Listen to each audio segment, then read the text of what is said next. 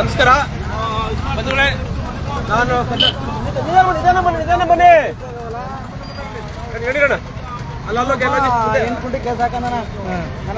ಮುಂದಕ್ಕೆ ಬಂದ್ಬಿಡಿ. ಊರುಗಳದ್ದು ಭೂಸ್ವಾಧೀನ ಮಾಡಿಕೊಂಡು ಏನು ಸರ್ಕಾರ ಟೌನ್ಶಿಪ್ನ ಮಾಡೋದಕ್ಕೆ ಹೊರಟಿದೆ. ಅದನ್ನು ವಿರೋಧಿಸಿ ಈ ಭಾಗದ ರೈತರು ಸುಮಾರು 1 ವರ್ಷಗಳಿಂದ ನಾವು ಮಾಡ್ತಾ ಇರ್ತಕ್ಕಂಥ ನಿರಂತರವಾದ ಪ್ರತಿಭಟನೆಯನ್ನು ಇತ್ತೀಚೆಗೆ KRS ಪಕ್ಷವು ಕೂಡ ಬೆಂಬಲಿಸಿದ್ದನ್ನು ತಾವೆಲ್ಲ ಗಮನಿಸಿದ್ದೀರಾ. ಅದರ ಭಾಗವಾಗಿ ಇವತ್ತು ಇಲ್ಲಿ ಈ ಭಾಗದ ರೈತರು ಮತ್ತು ಬೇರೆ ಬೇರೆ ರೈತಪರ ಸಂಘಟನೆಗಳೆಲ್ಲರೂ ಸೇರಿ ಬಿಡದಿಯಿಂದ ಏನು ಬೈರಮಂಗಲ ಗ್ರಾಮದಲ್ಲಿ ಈ ಒಂದು ಪ್ರತಿಭಟನೆ ನಡೀತಾ ಇದೆ, ಕೇಂದ್ರ ಸ್ಥಳ, ಅಲ್ಲಿ ತನಕ ಒಂದು ಬೈರಮಂಗಲ ಚಲೋ ಅನ್ನುವಂತಹ ಒಂದು ಕಾರ್ಯಕ್ರಮವನ್ನು ಇವರು ಹಮ್ಮಿಕೊಂಡಿದ್ದಾರೆ.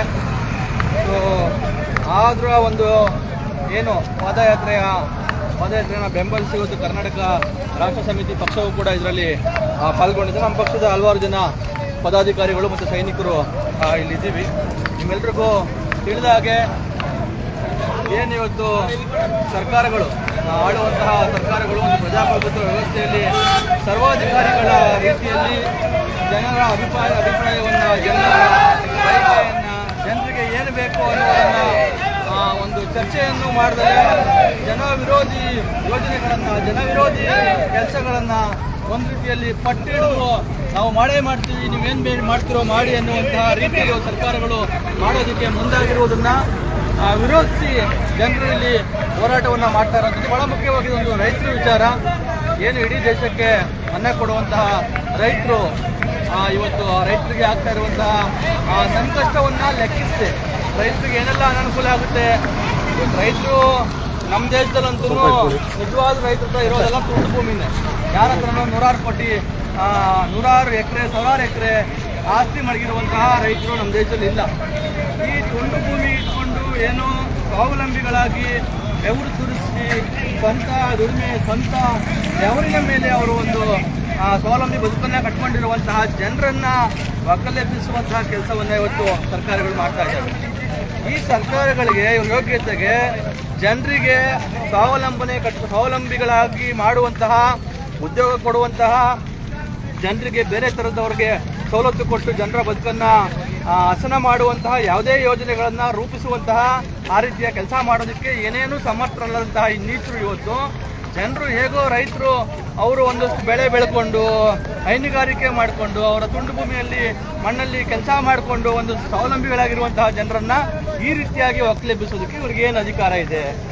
ಜನ ಇವತ್ತು ಒಂದು ಪ್ರಜಾಪ್ರಭುತ್ವ ವ್ಯವಸ್ಥೆಯಲ್ಲಿ ಓಟ್ ಹಾಕಿ ಗೆಲ್ಲಿಸ್ಬಿಟ್ರೆ ಸಾಕು, ಇವರು ಇಷ್ಟ ಬಂದಿದ್ದನ್ನ ಇವರು ಮಾಡ್ಬೋದು, ತಮಗೆ ಇಷ್ಟ ಬಂದಿದ್ದ ರೀತಿಯಲ್ಲಿ ಇವರು ನೆಡ್ಕೋಬಹುದು ಅಂತ ಅಂದರೆ ಯಾವ ರೀತಿಯಾದಂತಹ ಪ್ರಜಾಪ್ರಭುತ್ವ ವ್ಯವಸ್ಥೆ ಇದೆ? ಪ್ರಜಾಪ್ರಭುತ್ವ ವ್ಯವಸ್ಥೆ ಯಾವ ಮಟ್ಟಕ್ಕೆ ಇಳಿದಿದೆ ಅನ್ನೋದನ್ನ ನಾವು ಇವತ್ತು ಅರ್ಥ ಮಾಡ್ಕೋಬೇಕು. ಹಾಗಾಗಿ ಕರ್ನಾಟಕ ರಾಷ್ಟ್ರ ಸಮಿತಿ ಪಕ್ಷ ಇವತ್ತು ಅಂತಹ ರೈತರ ಪರವಾಗಿ ಯಾವತ್ತೂ ನಮ್ಮ ಪಕ್ಷ ಒಂದು ಈ ನಾಡಿನ ನೆಲ ಜಲ ಭಾಷೆ ವಿಚಾರ ಬಂದಾಗ ಪಕ್ಷ ಯಾವಾಗಲೂ ಮುಂಚೂಣಿಯಲ್ಲಿ ನಿಂತು ಪಕ್ಷದ ಇತಿಮಿತಿಯಲ್ಲಿ ಹೋರಾಟವನ್ನು ಮಾಡ್ಕೊಂಡು ಬಂದಿದೆ. ಹಾಗಾಗಿ ಬಿಡದಿಯಲ್ಲಂತೂ ಬಹಳ ದೊಡ್ಡ ಮಟ್ಟದ ಅನ್ಯಾಯ ಇವತ್ತು ಇಲ್ಲಿ ರೈತರಿಗೆ ನಡೀತಾ ಇದೆ.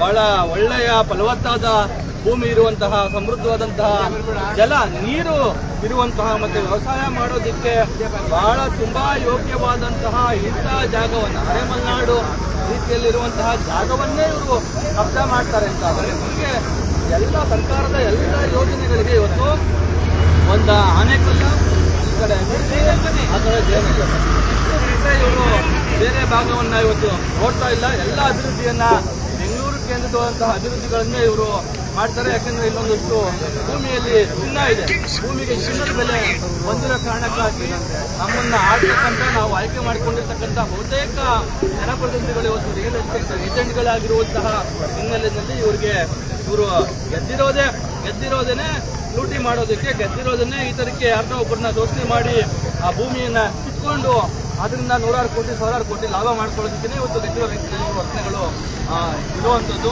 ಈ ಎಲ್ಲ ಹಿನ್ನೆಲೆಯಲ್ಲಿ ಕರ್ನಾಟಕ ರಾಷ್ಟ್ರ ಸಮಿತಿ ಪಕ್ಷ ಇದನ್ನ ವಿರೋಧಿಸ್ತಾ ಖಂಡಿತವಾಗಿಯೂ ಈ ಯೋಜನೆಯಿಂದ ಯಾವೊಬ್ಬ ರೈತನಿಗೂ ಲಾಭ ಇಲ್ಲ, ಯಾವೊಬ್ಬ ರೈತನ ಬದುಕನ್ನು ಕೂಡ ಈ ಯೋಜನೆ ಮುಂದುವರಿಸೋದಿಲ್ಲ. ಹಲವಾರು ಯೋಜನೆಗಳನ್ನ ಸರ್ಕಾರ ಇವತ್ತು ಈ ತರದ್ದು 200 ಎಕರೆ ಸರ್ಕಾರ ಡೆವಲಪ್ ಮಾಡೋದಕ್ಕೆ ಇವತ್ತು ಹಲವಾರು ದಿನಗಳ ಸಮಯವನ್ನ ತೆಗೆದುಕೊಳ್ಳುತ್ತೆ. 500 ಎಕರೆ ಡೆವಲಪ್ ಮಾಡೋದಕ್ಕೆ 16 ವರ್ಷ ಇವ್ರ ಯೋಗ್ಯತೆಗೆ ಬೇಕು.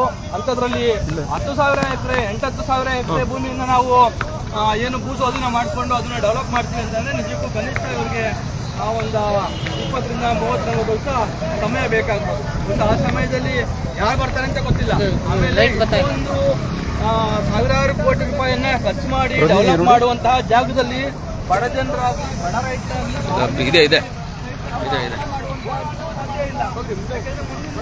ಬರುವಂತವ್ರು ಎಲ್ಲರೂ ಶ್ರೀಮಂತರೇ ಆಗಿರ್ತಾರೆ, ಕೋಟ್ಯಾಧಿಪತಿಗಳೇ ಆಗಿರ್ತಾರೆ.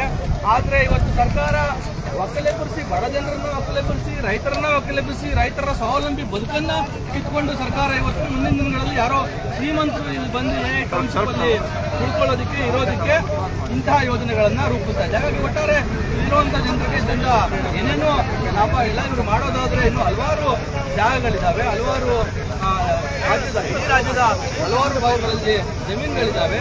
ಅಲ್ಲಿ ಅದನ್ನ ಮಾಡೋದು ಬಿಟ್ಟು ಯಾವಾಗಲೂ ಮಾತಾಡ್ತಿದ್ರೆ ಬೆಂಗಳೂರಿನ ಸುತ್ತಮುತ್ತ ಇರುವಂತಹ ಜಾಗಗಳನ್ನು ಸರ್ಕಾರ ನೋಡ್ತಾ ಇದೆ ಅಂತಂದ್ರೆ ನಿಜಕ್ಕೂ ಒಂದು ವ್ಯವಸ್ಥಿತವಾದಂತಹ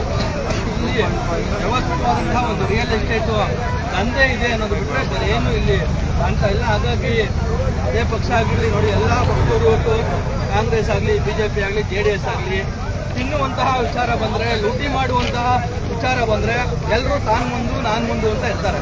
ಈ ವಿಚಾರಕ್ಕೆ ನೋಡ್ಕೊಂಡು ಬಂದರೆ ಹಲವಾರು ಹಿಂದೆ JDS ಏನು ಒಂದು ವಿಚಾರವಾಗಿ ಇಲ್ಲಿ ಒಂದು ಈ ಥರದ್ದೊಂದು ಅವಕಾಶ ಇದೆ ಅನ್ನೋದನ್ನ ತಿಳಿಸ್ಕೊಟ್ಟಿದ್ದೆ JDS ಅನ್ನುವಂಥದ್ದು ಅದನ್ನ ಒಪ್ಕೊಳ್ತಾರೆ. ಅದು ಮುಂದುವರೆದವಾಗಿ ಅವತ್ತು JDS ಸ್ವಾಧೀನ ಮಾಡಿಕೊಂಡಿದ್ದಾರೆ, ಟೌನ್ಶಿಪ್ ಮಾಡಿ ಅಂತ ಹೋದಾಗ ವಿರೋಧಿಸಿದಂತಹ ಕಾಂಗ್ರೆಸ್ ಅವರು ಈಗ ಅವರ ಅಧಿಕಾರ ಬಂದಿದ್ದ ಕಾರಣಕ್ಕಾಗಿ ಈಗ ಅವರು ಅದನ್ನ ಮಾಡೋದಕ್ಕೆ ಹೊರಟಿದ್ದಾರೆ. ಒಟ್ಟಾರೆಯಾಗಿ ಯಾವ ಸರ್ಕಾರ ಬಂದರೂ ಅದನ್ನ ನಿರಂತರವಾಗಿ ಅದನ್ನ ಮಾಡ್ತಾ ಇದ್ದಾರೆ. ನಮಗಂತೂ ಬಹಳ ಬೇಸರದ ವಿಚಾರ. ಏನು ಇಲ್ಲಿ ಜನರು ದೊಡ್ಡವರ ಅಥವಾ ರಾಜಕಾರಣಿಗಳು ಜನರು ದೊಡ್ಡವರ ಅಥವಾ ಜನಪ್ರತಿನಿಧಿಗಳು ದೊಡ್ಡವರ ಪ್ರಜಾಪ್ರಭುತ್ವ ವ್ಯವಸ್ಥೆಯಲ್ಲಿ ಅನ್ನೋದೇ ಅರ್ಥ ಆಗ್ತಾ ಇಲ್ಲ. ನಮ್ಮ ಕೈಯಲ್ಲಿ ಅಧಿಕಾರ ಇದೆ, ನಾವು ಏನ್ ಬೇಕಾದ್ರೂ ಮಾಡ್ತೀವಿ ಎನ್ನುವಂತಹ ಧೋರಣೆ ಏನಿದೆ, ಈ ಧೋರಣೆಯನ್ನ ಜನ ಎದುರಿಸಬೇಕು. ಈ ತರದ ಧೋರಣೆಯನ್ನ ಭಾರತದಂತಹ ಒಂದು ಸುದೀರ್ಘವಾದಂತಹ ಹೋರಾಟ ಮಾಡಿಕೊಂಡು ಸ್ವತಂತ್ರವನ್ನ ಪಡ್ಕೊಂಡು ಒಂದು ಅದ್ಭುತವಾದಂತಹ ಪ್ರಜಾಪ್ರಭುತ್ವ ವ್ಯವಸ್ಥೆ, ಸಂವಿಧಾನ ಇವೆಲ್ಲವನ್ನ ಇಟ್ಕೊಂಡಿರುವಂತಹ ಜನರು ಈ ತರದ ನಿಮ್ಮ ಸರ್ವಾಧಿಕಾರಿ ಧೋರಣೆಯನ್ನ ಧಿಕ್ಕರಿಸಿ ಹೋರಾಟ ಮಾಡ್ತಾರೆ. ಮತ್ತೆ ನಮ್ಮ ಭೂಮಿಯನ್ನ ಅವ್ರ ಭೂಮಿಯನ್ನ ಅವರು ದಕ್ಕಿಸ್ಕೋತಾರೆ ಅನ್ನುವಂಥದ್ದನ್ನ ಅವರು ಅರ್ಥ ಮಾಡ್ಕೋಬೇಕು. ಹಾಗಾಗಿ ಇದು ಹೋರಾಟ ಯಶಸ್ವಿ ಆಗಬೇಕು. ಆ ಹಿನ್ನೆಲೆಯಲ್ಲಿ ಹೋರಾಟ ಯಶಸ್ವಿ ಆಗಿ ರೈತರ ಭೂಮಿ ರೈತರಿಗೆ ಉಳಿಯುವಾಗ ಆಗಬೇಕು. ಆ ರೈತರ ಭೂಮಿ ರೈತರಿಗೆ ಉಳಿಸೋದಕ್ಕೆ ಏನೆಲ್ಲ ಹೋರಾಟಗಳು ಮುಂದಿನ ದಿನಗಳಲ್ಲಿ ನಡೀತವೆ ಆಗ್ತವೆ. ಅಂತಹ ಎಲ್ಲ ಹೋರಾಟಗಳಿಗೆ ಕರ್ನಾಟಕ ಸಮಿತಿ ಪಕ್ಷ ಈ ಭಾಗದ ಜನರ ಜೊತೆಯಲ್ಲಿ ನಿಲ್ಲುತ್ತೆ ಅಂತ ನಾನು ಈ ಸಂದರ್ಭದಲ್ಲಿ ಹೇಳೋದಕ್ಕೆ ಇಷ್ಟಪಡ್ತೀನಿ. ಧನ್ಯವಾದಗಳು. ಮಾತಾಡ್ತೀರಾ? ಕಟ್ ಮಾಡಿ, ಆಮೇಲೆ ಮಾಡಿ. ಕಾಣ್ತಾ ಇಲ್ವಾ? ಆಟಿದೆ.